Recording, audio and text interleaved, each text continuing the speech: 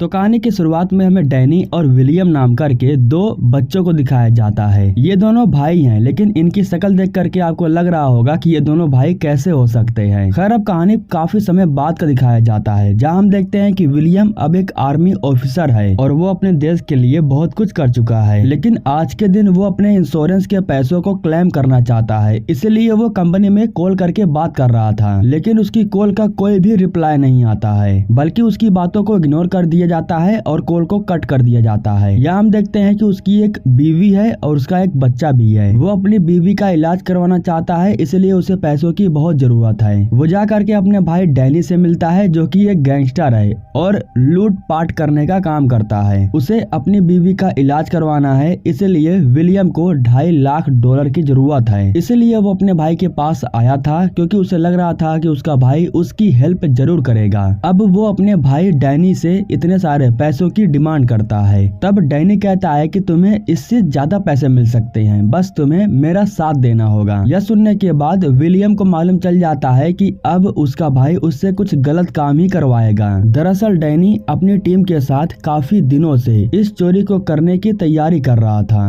दरअसल वो अपनी टीम के साथ मिल करके बैंक रॉबरी करने वाला था, और जिस बैंक में वो रॉबरी करने वाला था उसमें लगभग $32 मिलियन रखे गए थे। लेकिन इस रॉबरी को करने के लिए सिर्फ एक आदमी की कमी पड़ रही थी, इसलिए डैनी अपने भाई को इस रॉबरी में शामिल करना चाहता था। काफी कोशिशों के बाद वो अपने भाई को इस रॉबरी के लिए मना ही लेता है। लगभग 4 लोग पूरी तैयारी के साथ बिल्डिंग के अंदर घुस जाते हैं बैंक में रॉबरी करने के लिए। अब ये लोग बैंक के अंदर घुस चुके थे और सभी लोगों को बंदी बना चुके थे, लेकिन उसी समय गेट पर एक पुलिस वाला आ जाता है। दरअसल इस बैंक में ज्यादा पैसे होने की वजह से इस पर पुलिस वाले 24 घंटे नजर रख रहे थे। पुलिस वाला डैनी से पूछता है कि आज बैंक बंद क्यों है। डैनी बताता है कि पैसों का कुछ ट्रांजैक्शन हो रहा है, इसलिए बैंक को कुछ समय के लिए बंद कर दिया गया है। लेकिन पुलिस वाले को शक होता है, इसलिए वो अंदर आ जाता है और इस पुलिस वाले का जो पार्टनर था वो बाहर की तरफ राउंड लगा रहा था। वो अंदर आकर के जैसे ही स्टाफ से कुछ पूछता है तो उसी समय डैनी उसके ऊपर गन तान देता है। अब डैनी के कहने पर पुलिस वाला अपने पार्टनर को हाथ दिखाता है और ये बताने की कोशिश करता है कि अंदर सब कुछ ठीक है। बैंक के अंदर $32 मिलियन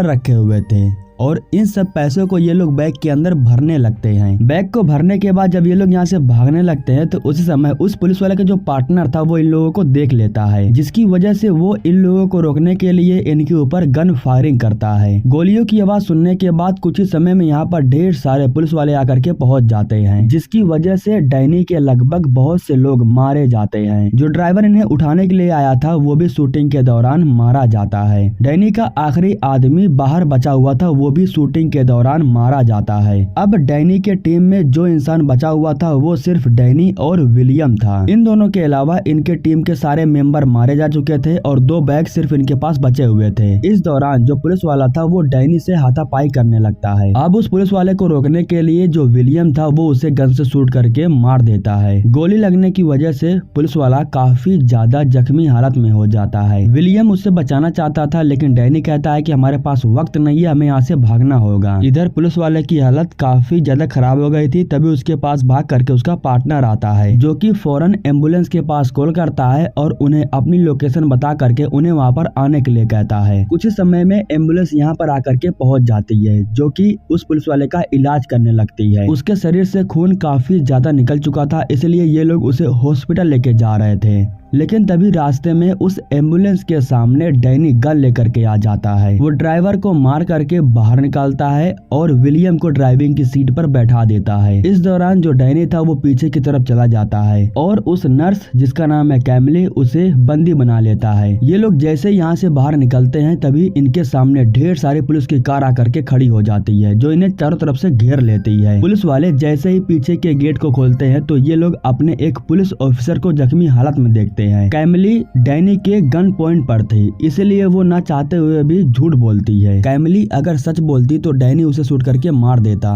इधर जो एम्बुलेंस का ड्राइवर था वो अभी भी होश में था। वो पुलिस वाले को बता देता है कि वो लोग एम्बुलेंस के अंदर हैं। अब सभी लोगों को मालूम चल जाता है कि उन लोगों ने एक एम्बुलेंस को हाईजैक किया है, वो लोग यहाँ से भाग चुके हैं। इसके बाद हमें कैप्टन मुरोक को दिखाया जाता है, जो कि इस केस को लीड कर रहा था। कैप्टन मुरोक उस पुलिस वाले के पास जाता है और उससे कहता है कि हम तुम्हारे पार्टनर को सही सलामत वापस लेकर के आएंगे। अब ये लोग एम्बुलेंस को लेकर के भाग रहे थे और पुलिस वाले जो कि हेलीकॉप्टर से इनका पीछा कर रहे थे, हेलीकॉप्टर की मदद से वो इनकी लोकेशन का पता लगा लेते हैं। जैसे ही उनकी लोकेशन के बारे में इन्हें पता चलता है तो कैप्टन इन सभी लोगों को उसके पीछे जाने के लिए कहते हैं। कुछ ही समय के बाद पुलिस की ढेर सारी कार इस एम्बुलेंस के पास आकर के पहुंच जाती है, लेकिन विलियम जो कि ड्राइविंग कर रहा था वो इन सभी पुलिस वालों को चकमा देने के लिए एंडिंग पॉइंट पर लेकर के आता है। इस एंडिंग पॉइंट पर आने के बाद विलियम तो रुक जाता है, लेकिन पुलिस वाले इस एंडिंग पॉइंट को ध्यान नहीं देते हैं, जिसकी वजह से पुलिस के कार का एक्सीडेंट हो जाता है और इन लोगों को भागने का मौका मिल जाता है। अब डैनी बहुत ही बुरी तरीके से फंस चुका था, इसलिए वो हेल्प मांगने के लिए पैपी के पास कॉल करता है। वो पैपी को बताता है कि वो बहुत ही बुरी तरीके से फंसा हुआ है, उसकी हेल्प की जरूरत है, जिसके बदले में वो पैपी को लगभग $8 मिलियन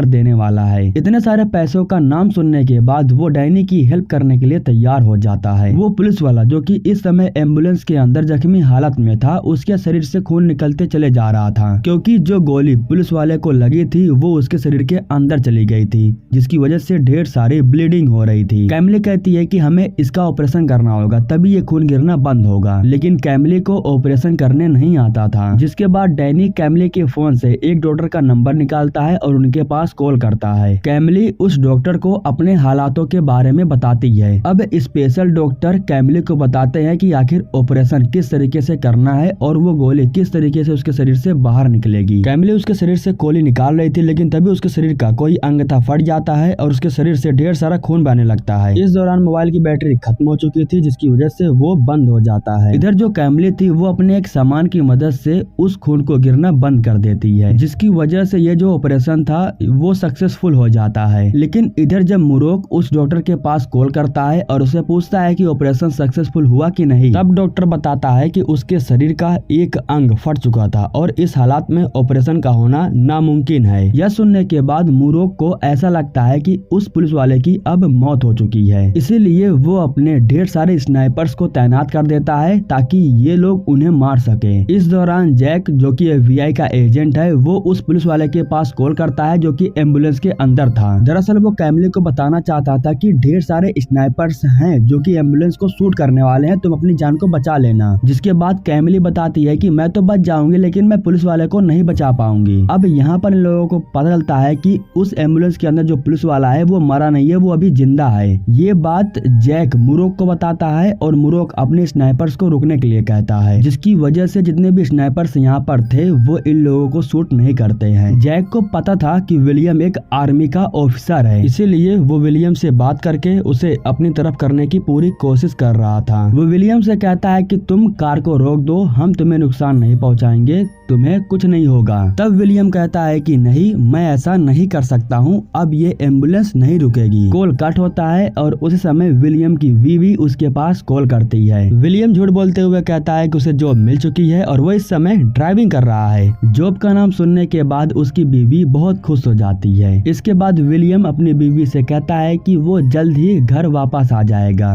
अब यहाँ पर विलियम कैमली को बताता है कि वो ये चोरी इसलिए कर रहा है क्योंकि वो अपनी बीवी का इलाज करवाना चाहता है और ये चोरी वो अपनी मर्जी से कर रहा है, किसी के कहने पर नहीं। अब इसके बाद विलियम ड्राइविंग करते हुए रिवर वाले एरिया में पहुंच जाता है। दरअसल बात ऐसी है कि डैनी ने अपने जिन दोस्तों से हेल्प मांगा है उन्हें समय लग रहा था, इसी वजह से विलियम पुलिस वालों का ध्यान भटकाने के लिए वो अलग अलग जगह पर ड्राइविंग कर रहा था ताकि उसके दोस्तों को समय मिल सके। ड्राइविंग करते हुए विलियम वन वे की तरफ घुस जाता है, जिसकी वजह से ये लोग पुलिस को चकमा दे करके वहां से बाहर निकल आते हैं। वन वे के साइड घुसने की वजह से अब पुलिस वाले इन लोगों को पकड़ नहीं पाते हैं। इधर जो डैनी था वो अपने दोस्तों के पास आकर के पहुंच चुका था। डैनी के कहने पर उसका एक दोस्त इस एम्बुलेंस को पूरा कलर करने लगता है। अब डैनी अपने उसी दोस्त को कुछ पैसे देता है और एक अलग एम्बुलेंस में बैठा देता है। अब इस ब्रिज के नीचे से लगभग कई सारे एम्बुलेंस रवाना होते हैं। पुलिस वाले ट्रैक नहीं कर पाते हैं कि आखिर किस एम्बुलेंस के अंदर डैनी और विलियम हैं, जिसकी वजह से सभी पुलिस वाले अलग अलग एम्बुलेंस का पीछा करते हैं और इस तरीके से डैनी के जो दोस्त लोग थे वो पकड़े जा रहे थे। इधर जो रोबर्टो था वो एम्बुलेंस से नीचे छलांग लगा देता है। रोबर्टो का एम्बुलेंस जैसे ही पुलिस वालों के पास आता है तभी वो बटन को दबा देता है, जिसकी वजह से एक जोरदार जोरदार धमाका होता है। धमाका करने के बाद जो रोबर्टो था वो भाग रहा था, लेकिन तभी एक पुलिस वाला रोबर्टो को देख लेता है, जिसके बाद वो पुलिस वाला रोबर्टो का पीछा करता है, उसे पकड़ता है और गन से शूट करके उसे जान से मार देता है। अब ये सब कुछ जितना भी हो रहा था वो सारा न्यूज पर दिखाया जा रहा था। पेपी जब देखता है कि रोबर्टो मारा जा चुका है तब उसे बहुत ही बुरा लगता है, क्योंकि रोबर्टो उसका बेटा है। खैर अभी भी इनका प्लान यहाँ पर रुकता नहीं है। इन लोगों ने एक कार को कस्टमाइज किया था। उस कार के अंदर इन लोगों ने एक पुतले को बैठा करके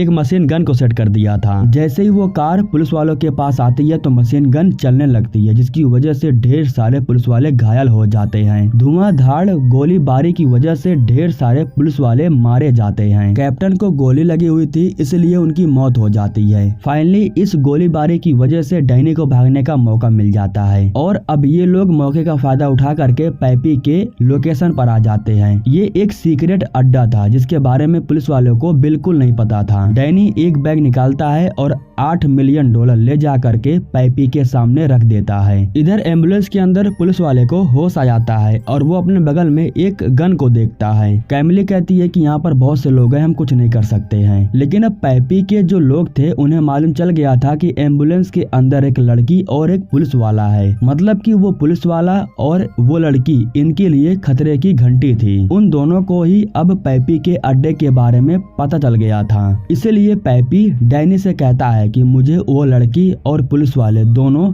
चाहिए। तब विलियम कहता है कि नहीं, ऐसा नहीं हो सकता है, पैसे का सौदा हुआ था, हमने तुम्हें पैसे दे दिया है, मैं उन दोनों को तुम्हारे हवाले नहीं कर सकता हूँ। डैनी अपने भाई से कहता है कि देख, हमें पैसे मिल चुके हैं, हमें चुपचाप यहाँ से बाहर निकल जाना चाहिए, हमें किसी से कोई मतलब नहीं है। तब विलियम समझाता है कि देख, हमारे ऊपर पुलिस घूम रही है, अगर हम यहाँ से बाहर निकल भी गए तो वो हमें शूट करके जान से मार देंगे। मैं उन दोनों को इनके हवाले करके एक गलती और नहीं करना चाहता हूँ। अब डैनी को मालूम चल जाता है कि विलियम इन दोनों को सच में नहीं छोड़ने वाला है, इसलिए अब जो डैनी था वो विलियम के साइड से हो जाता है। इन दोनों के हाथ में गन था और ये दोनों एक साथ पेपी के सभी आदमियों को मार देते हैं। इसके बाद ये लोग भाग करके जैसे ही एम्बुलेंस की तरफ आते हैं तभी कैमिली गन लेकर के विलियम को शूट कर देती है, जिसकी वजह से विलियम को गोली लग जाती है। हालांकि कैमिली को बाद में उसकी गलती का एहसास होता है, वो ये जानबूझ करके नहीं करना चाहती थी। खैर जो भी हो, ये लोग फौरन विलियम को एम्बुलेंस के अंदर बैठाते हैं और डैनी कार को लेकर के यहाँ से भागने लगता है।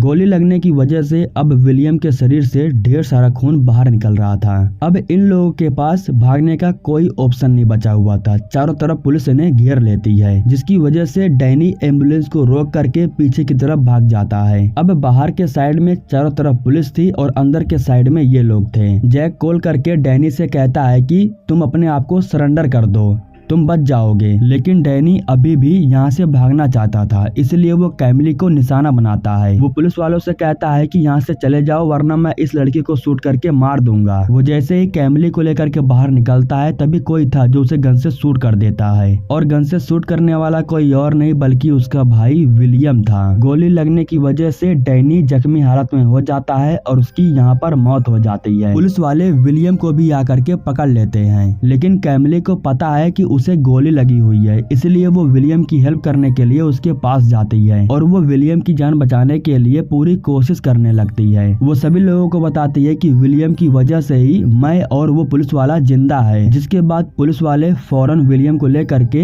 हॉस्पिटल जाते हैं और उसे एडमिट करते हैं। कुछ समय के बाद उस पुलिस वाले को भी होश आ जाता है जिसे विलियम ने शूट किया था। होश आने के बाद उससे पूछा जाता है कि तुम्हें गन से किसने शूट किया। तब वो पुलिस वाला विलियम की तस्वीर दिखा करके सबको बताता है कि इसने मेरी जान बचाई, जिसकी वजह से विलियम को सजा नहीं होती है बल्कि वो आजाद हो जाता है। और इसी के साथ दोस्तों ये कहानी यहीं पर खत्म हो जाती है।